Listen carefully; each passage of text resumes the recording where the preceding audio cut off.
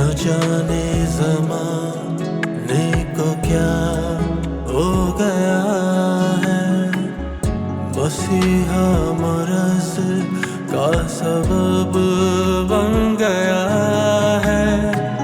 न जाने ज़माने को क्या हो गया है, मसीहा मरज़ का सबब बन गया है।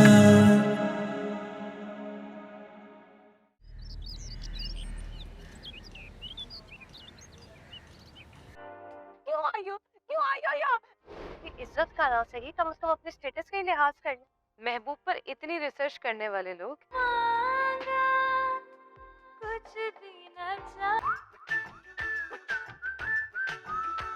मोहब्बत में नाकाम ये दिल तोड़। खैरियत है? कुछ हुआ है क्या?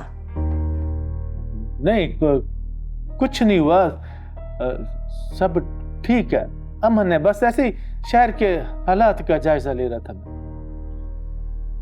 तुम्हारे अंदाज से तो ऐसा नहीं लग रहा। मेरे अंदाज को क्या होना है, कल रिक्शा लेके निकला था, सारे रास्ते मैच की वजह से जाम थे, इसलिए चेक कर रहा था। अच्छा एक बात बताओ, कामनी के केस का कुछ पता किया है? आने गया था, भगा दिया उन्होंने कहा बड़े साहब ने मना किया कि अब इस केस पे बात नहीं होगी, जिसने पर्चा कटवाया है बस वही बात करेगा। अच्छा तो एक पर्चा फिर तुम कटवा दो। फिर तो मुमकिन नहीं। तो क्या परेशानी है अब? कोई परेशानी तो कोई नहीं। अच्छा ये बताओ, तुम्हारा काम तो ज्यादा नहीं है? नहीं, जिस दिन डॉक्टर साहब को नहीं जाना होता मैं रिक्शा लेके निकल जाता हूँ, वरना मैं घर पर ही होता हूँ। अरे ये तो मुझे पता है, मैं तो ये पूछ रही हूँ कि रिक्शा चलाना जरूरी है क्या? हाँ जरूरी है, बस एक चेहरे की तलाश है और कोई मकसद नहीं। मैं एक डॉक्यूमेंट्री पे काम कर रही हूँ जिसमें मुझे तुम्हारे साथ की जरूरत है। आप हुक्म करें, आपका भाई हाजिर है। चलो ठीक है, फिर परसों से तुम मेरे साथ काम करोगे। डन? डन। अब तुम्हें फिर से बहुत सारे लोगों से मिलने का मौका मिल सकता है और हो सकता है कि इस बार हम शहर से बाहर भी जाएं। आपके साथ काम करने का यही तो मजा है, नए नए लोगों से मिलने का मौका मिल जाता है। अल्लाह साईं से दुआ है इस बार मेरी कशो भी मिल जाए। मिल जाएगी इंशाल्लाह। इंशाल्लाह।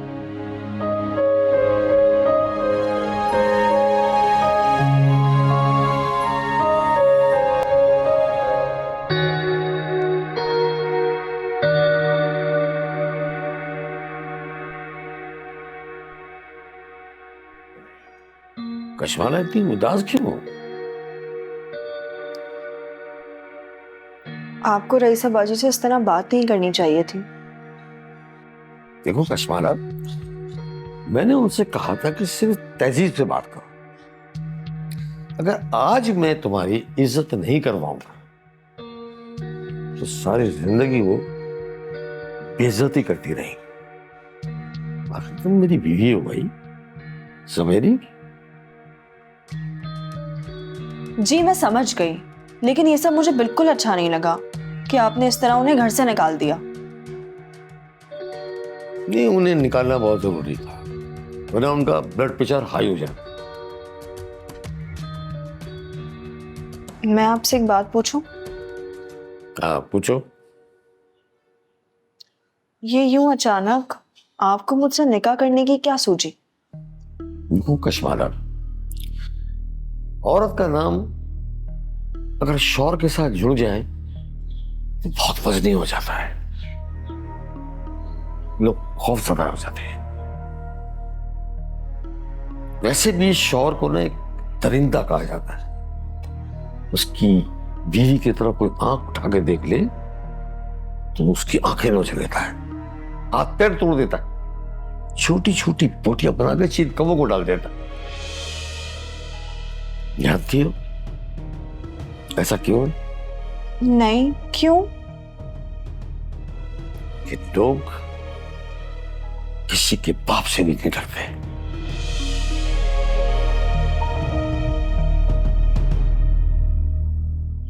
इसीलिए मुझे लगा कि मैं तुमसे निकाह कर लूं।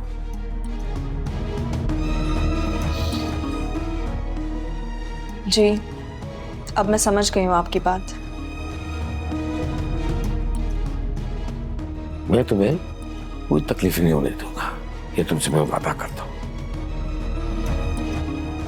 मैं तुम्हारी हर ख्वाहिश पूरी करूंगा जो मेरे बस में। वैसे भी आपने जिंदगी में मुझे किसी किस्म की कोई कमी नहीं होने दी है। कश्माला, मांगो क्या मांगते? नहीं, मुझे कुछ नहीं चाहिए। जब मुझे कोई कमी लगेगी तो जरूर आपसे मांग लूंगी।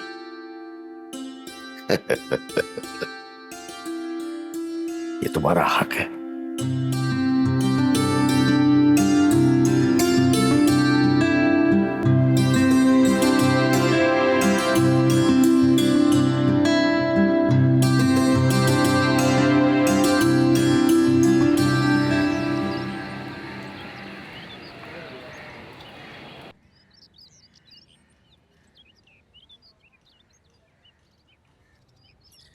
अब बताओ, मैं इसके अलावा और क्या कर सकता हूँ? चिल करें मामू जान, आपने कभी कोई गलत फैसला नहीं किया है।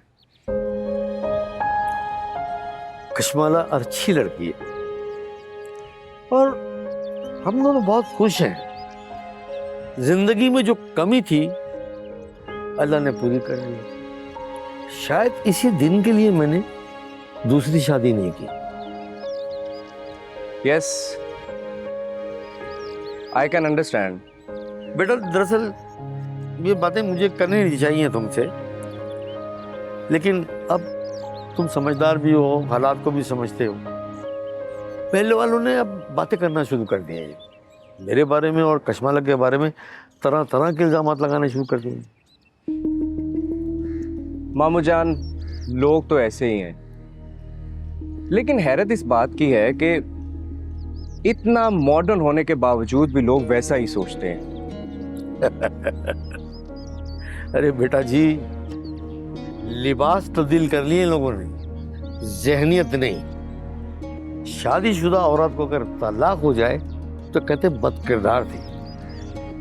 अकेली जो औरत रह रही है उसके कहते हैं कि ये रिलेशन के साथ रह रही होगी, और जो जॉब कर रही है उसको कहते हैं ये आवारा है, और जो किसी के साथ रह रही है उसको कहते हैं ये किसी की कीप होगी। वाह, अमेजिंग। अरे बेटा जी, अल्लाह ताला ने औरत को इज्जत और हुर्मत का पैकर बना के उतारा नीचे, और हमारी हर काली उसी को पड़ रही। मैं समझ सकता हूँ मामू जान, कश्माला अच्छी लड़की है। मोमानी, आई एम सॉरी मामू जान, आई एम सॉरी। बस मोमानी का नाम लेने की आदत सी है। बेटा, हमने हमेशा रिश्तों को इज्जत दी है, उसके तकद्दुस को कभी पामाल नहीं किया। जी मामू जान। हाँ बेटा, तुम अपनी अम्मा से बात करो, उसे कहो कि हमने शादी की है, कोई और बात नहीं की। मैंने बात की थी उनसे मामू जान, वो बस डर रही थी कि अगर डैड को पता चलेगा तो वो क्या सोचेंगे। And you know dad.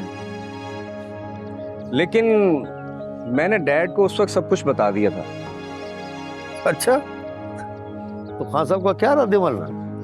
Nothing, he said nothing. उन्होंने तो जैसे बात को सुन के इग्नोर कर दिया। इट्स ओके वाला सीन था उनकी तरफ से तो। अच्छा, तो अच्छी बात है। ओके मामू जान, मैं अब चलता हूँ। वो जरा ओल्ड फ्रेंड्स के साथ मीटअप का प्लान है ना, so I have to go. Okay, क्यों?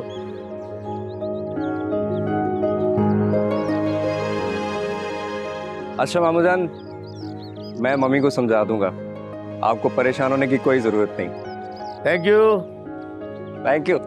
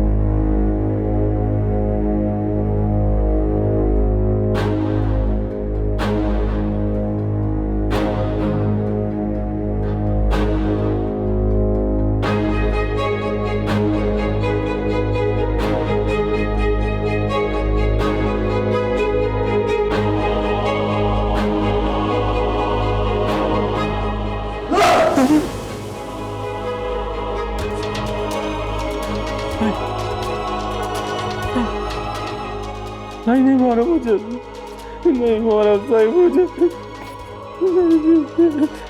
छोटी बच्ची का शोर है, मुझे नहीं मारो। क्या हुआ है तुझे? वो नाज़र मार रहे हैं मुझे, वो मार रहे हैं मुझे। मरे हुए लोग वापस नहीं आते, किस बात का डर है तुझे? तू नहीं तो मौरा था नादिर को, फिर क्यों खौफ खाता है?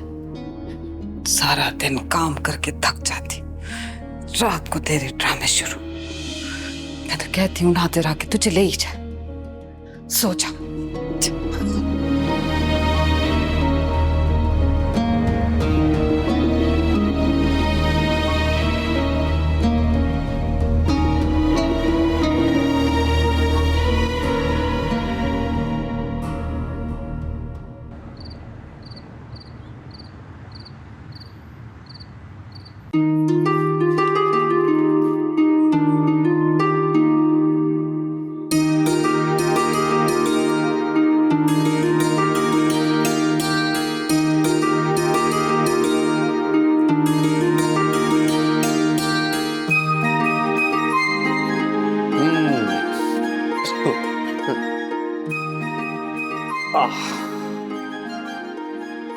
ये फाइल कहाँ से मिली आपको? ढूंढ ली मैंने। वाह, क्या बात है आपकी। फाइल पढ़ी आपने? ओहो, ये तो आप मुझे जो आप कहते हैं ना, मुझे ऐसा लगता है मैं किसी मुल्क की ना मलिका हूँ, सारा माहौल ही खराब कर देते हैं।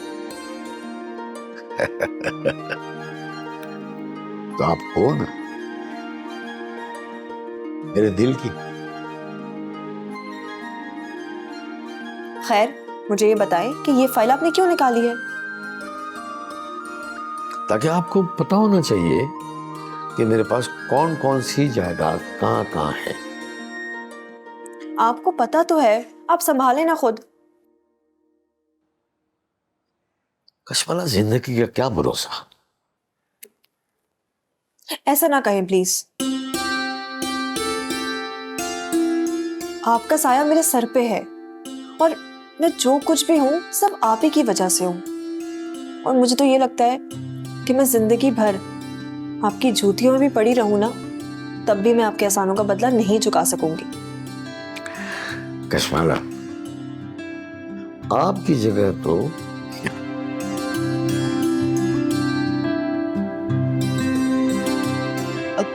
देखिए, जज्बाती होने की जरूरत नहीं है। मुझे पता है कि मैं उम्र के जिस हिस्से में हूं, आगे 10 साल सोचना तो बेकार है। किसको क्या पता कि कौन पहले जाएगा। अरे, अगले पल का किसी को भी पता नहीं होता कश्मला। कर छोड़े। मेरे पास ये गुलशन में जो फाइल है, एक फ्लैटों की। हाँ, देखा है मैंने। इनके किराया कम से कम 40,000 के करीब आता है। और मोबाइल मार्केट में भी मेरी 3 दुकानें हैं, वो भी फाइल में मौजूद है। उनका भी तकरीबन कोई 50,000 रुपये किराया तो आता ही है। जी जी, मैंने ये पूरी फाइल पढ़ी है। हाँ ठीक है, पर चूंकि अच्छा किया तुमने। घर मैं तुम्हारे नाम करना चाहता, ताकि बाद में कोई जबरदस्ती तुम्हें तंग ना करे। इसमें रईसा बाजी का भी तो हिस्सा होगा ना? नहीं नहीं, रईसा खातून से मैंने बात करके ना उनका हिस्सा उनको दे दिया। वो भी यही चाहती थी कि वसीम बाहर जाना चाहता है, तो एक अच्छी खासी रकम लेकर वो बाहर जाए। जी, ये तो मैं समझ सकती हूँ। दरअसल रईसा ने खान साहब को बता दिया था कि वो जो रकम है वो मैंने इनको गिफ्ट की है। अच्छा, अब सारी बात समझ में आ गई कश्मला आपके? जी, अब आ गया। देखिए, बैंक स्टेटमेंट तो आपके पास ही है सारा। अब डेबिट कार्ड जो है वो आप मुझसे ज्यादा इस्तेमाल करती हैं। किया कहाँ है? अब मैं करूंगी, मशरकी बीवियों की तरह। अच्छी बीवी की तरह। ऐसा ना हो कि सारी ही रकम खर्च कर दी। हाँ? को पता नहीं है। तो जाहिर है, जब आपने बोल दिया तब तो करूंगी। मर्जी की मालिक है साहब।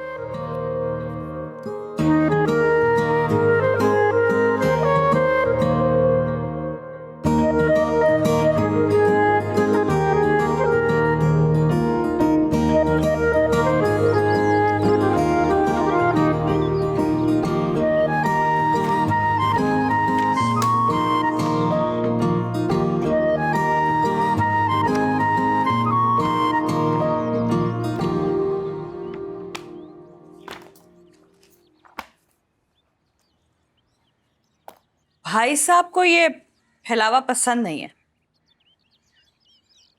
हाँ मुझे मालूम है, मैंने उनसे कहा था कि मैं अपने कमरे में पढ़ लेती हूँ, लेकिन उन्होंने मना कर दिया। उन्होंने कहा कि तुम्हें जैसे रहना है इस कमरे में वैसे रहो। उन्होंने? वाह, बड़ी जल्दी बड़े साहब से उन हो गए। बड़ी अच्छी चाल चली है तुमने, सारी जायदाद हड़पने के लिए। रईसा बाजी, मैंने कोई चाल नहीं चली है। मुझे अंदाजा नहीं था कि तुम इतनी चालाक निकलोगी। आप मुझसे इतनी बेजार क्यों हैं? ये जो कुछ भी हुआ ये सब एक हादसा था। हादसा? और उस हादसे के नतीजे में ये जो सान्या हुआ है उसके बारे में क्या ख्याल है तुम्हारा? रईसा बाजी प्लीज मुझ पे इल्जाम मत लगाएं। मैंने एक बार भी अमजद से ऐसी कोई बात नहीं की है। ये उन्हीं का फैसला था। और तुमने चुपचाप मान लिया? मुझे बताने तक की जहमत गवारा नहीं की तुमने? क्योंकि उन्होंने मुझे मना किया था। मेरे सामने ये मशे की बीवियों की ना नाटक मत करो। उन्होंने, इन्होंने, मुझे ये सब कुछ बर्दाश्त नहीं हो रहा। बड़े साहब कहती थी ना, वैसे ही बात करो। नहीं कह सकती, मुझे ना उन्होंने ही मना किया है कि मुझे ना बड़े साहब मत कहा करो। जानू, सोना, बेबी, ये सब कहा करो। बहुत ही बदतमीज और बदजुबान हो तुम। आपको नहीं लगता ये सब आपकी ही तरबियत का नतीजा है? गुड़ियाओं से खेलने की उम्र में मैं यहाँ आ गई थी। हाँ ठीक है, पता है मुझे, लेकिन तुम एक बात मत भूलना कि तुम आज भी मेरी जर खरीदो। पूरे 10 लाख रुपए दिए थे मैंने तुम्हारे घर वालों को, तुम्हारी कीमत।